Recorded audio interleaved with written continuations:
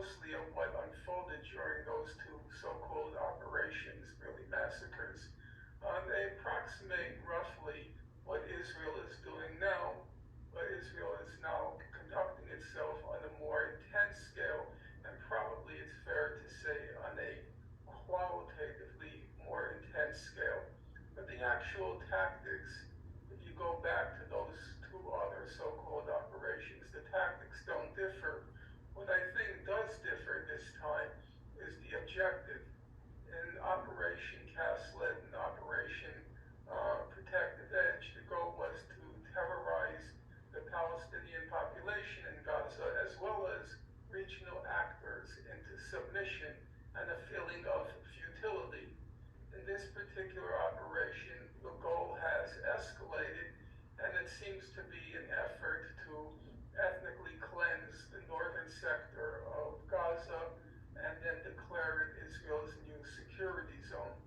So given that new objective, the intensity of the tactics that are common to all of Israel's major operations, people forget, and I will admit, I myself forgot until I sat down and started to reread the history of those operations.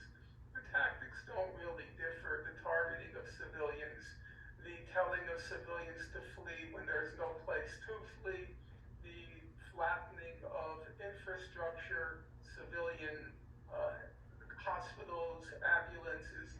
That's, so to speak, and I hate to use the expression, but in the case of Israel's operations, it's old hat. That's how they've always conducted the operations.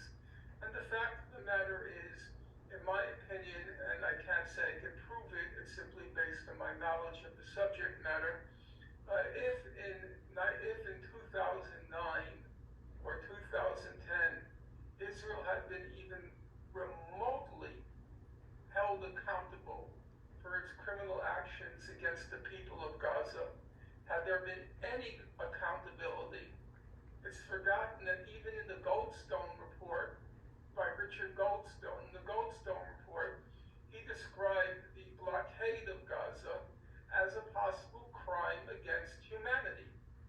Well, as I pointed out a few moments ago, on the scale of crimes under international law, crime of humanity falls just below